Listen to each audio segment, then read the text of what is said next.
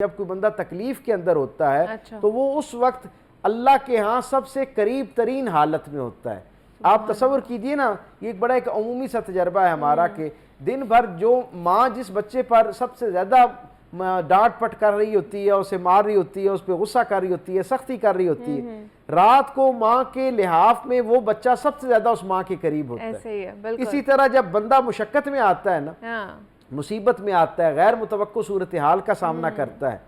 تو پروردگار عالم کی نگاہ خاص اس کی طرف ہو جاتی ہے. اور پروردگار جب بندہ اس کے اوپر اللہ کے ساتھ یقین کا رشتہ قائم کرتے ہوئے اپنے صبر کا اظہار کرتا ہے, اپنے قول سے, اپنے فعل سے, اپنی باڈی لینگویج سے, اپنے رویے سے,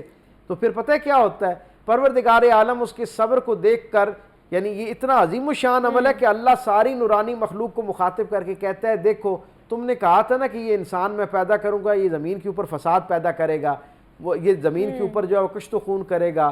تو آج دیکھو میرا بندہ کتنی تکلیف اور اذیت سے گزر رہا ہے, لیکن میرے ساتھ اس کا تعلق کتنا مضبوط ہے, وہ مجھ سے کس درجے کے صبر کے تعلق میں جڑا ہوا ہے کہ وہ اس پر صبر کرنے کی بجائے شکر کرتا ہوا نظر آتا ہے. تو گویا پروردگار عالم بندوں کے صبر کرنے پر اپنی مخلوق کے اندر باقاعدہ فخر فرماتا ہے کہ دیکھو میں نے اس کو اس لیے اشرف المخلوقات بنایا, اتنی ناپسندیدہ حالت میں ہونے کے باوجود, اتنی تکلیف میں ہونے کے باوجود,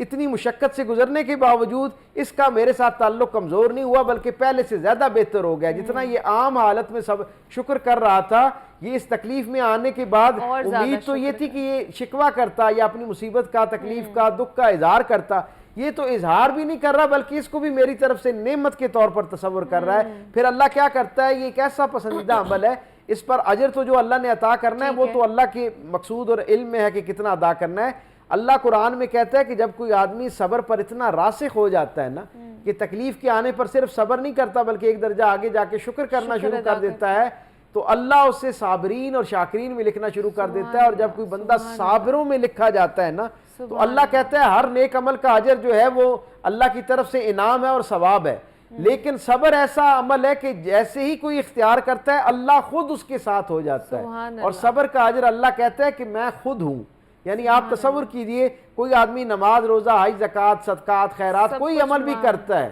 تو اس پر اسے خاص درجے کا ثواب یا اجر ملتا ہے اللہ کی طرف سے. صبر ایک ایسا عمل ہے کہ جب بندہ کرتا ہے تو اللہ خود اپنا آپ اسے عطا کر دیتا ہے. اس سے پہلے بندہ اللہ کی طرف سفر کر رہا ہوتا ہے, اور جب صبر کرنا شروع کرتا ہے تو اللہ بندے کی طرف سفر کرنا شروع کر دیتا ہے, وہ اس کے قریب آتا ہے اور پھر اس کی ساری ضروریات کی کفالت کرنا شروع کر دیتا ہے, اس کے گرد اپنی حفاظت کا, تسلی کا, تشفی کا ایک ایسا صاحبان تان دیتا ہے کہ جو پھر اسے دنیا کی کسی معصیت, کسی پریشانی, کسی الجھن کا, کسی خسارے کا حوالے اس کے حوالے نہیں ہونے دیتا, کیونکہ اب اس نے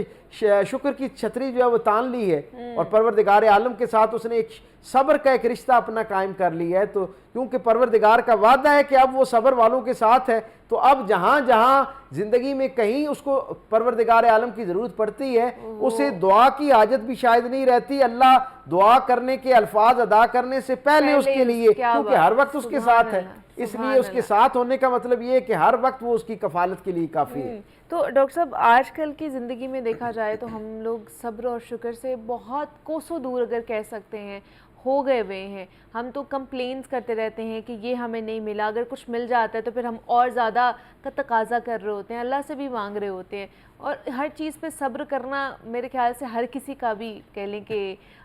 وہ ایگزیکٹلی ان کے بس میں نہیں ہوتا. تو ان لوگوں کے لیے آپ کیا کہیں گے؟ آپ دیکھیں اگر یہ اتنا آسان عمل ہوتا ہے نا تو اللہ اس کے اجر کے طور پر اپنا آپ نہ پیش کرتا ہے. یعنی آپ خود تصور کریں کہ یہ کتنا مشکل کام ہے, اور سرکار دو عالم صلی اللہ علیہ وسلم کی حدیث سے ہم تک یہ بات پہنچتی ہے. حضور نے فرمایا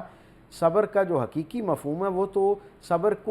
صبر کے یعنی مشقت کے آغاز پر صبر کرنا ہے. اچھا. یعنی ایک صحابی آئے اور انہوں نے کہا کہ یا رسول اللہ فلاں شخص جو ہے اس کے بیٹے کا وصال ہوا تھا, تو وہ بہت گریہ وزاری کر رہا تھا, بڑا شکوہ کناں تھا, لیکن اب اس نے صبر کرنا شروع کر دی ہے. تو سرکار دو عالم نے فرمایا کتنا وقت گزرا؟ انہوں نے کہا اتنا ٹائم بیچ میں گزر گیا. تو حضور مسکرائے, حضور نے فرمایا ٹھیک ہے, اللہ کے ہاں یہ بھی یعنی قبول کیا جانے والا عمل ہے,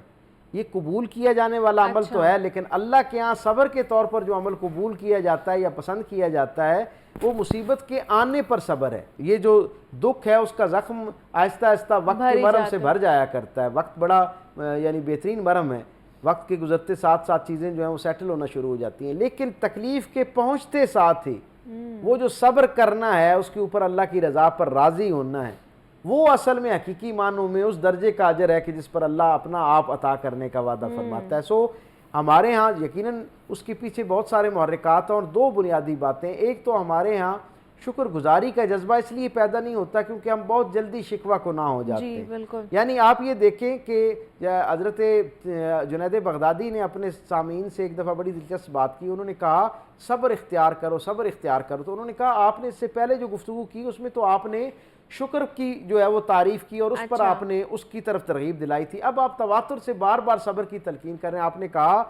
صبر اتنا بڑا خزانہ ہے کہ جب کسی شخص کو اللہ صبر کی توفیق عطا کر دیتا ہے نا، اور وہ اس توفیق کو سنبھال لیتا ہے، یعنی اس نعمت کو ضائع نہیں ہونے دیتا، اللہ کی توفیق کو، صبر کرنے والی توفیق کو، تو پھر انعام کے طور پر اللہ اس کو شکر کی توفیق عطا کرنا شروع کر دیتا ہے۔ سو اللہ کی طرف وہ جو دوستی کا سفر ہے، اللہ کے ساتھ قربت کا سفر ہے، اس کا آغاز جو ہے وہ صبر سے ہوتا ہے۔ اور میں یہ ایک طالب علم کے طور پہ سمجھا کہ صبر کا آغاز جو ہے وہ حقیقی معنوں میں برداشت سے شروع ہوتا ہے، اور برداشت کا آغاز توکل سے شروع ہوتا ہے۔ اصل یہ سارا معاملہ تب بگڑتا ہے جب بندہ اللہ پر بھروسہ کرنا چھوڑ دیتا ہے، اللہ کا جو اپنے ساتھ رشتہ ہے اور اللہ کے ساتھ اس رشتے کا جو تقاضا ہے جب اس کو بھولنا شروع ہوتا ہے تو انسان کے اندر عدم توکل پیدا ہونا شروع ہوتا ہے۔ عدم توکل کے نتیجے میں بے چینی، اضطراب، پریشانی پیدا ہوتی ہے، اور پھر اس پریشانی کے نتیجے میں کیا ہوتا ہے، بندہ ناشکری کرنا شروع کرتا ہے اور بے صبری کا مظاہرہ کرتا ہے۔ روز آسمان سے ایک آواز جو ہے وہ زمین کی طرف آتی ہے اور پروردگار کیا کہتا ہے، میرے بندے میرے تھوڑے دیے پر راضی ہو جا، میری دی ہوئی مشقتوں پر راضی ہو جا، کل میں تیرے تھوڑے کیے پر راضی ہو جاؤں گا۔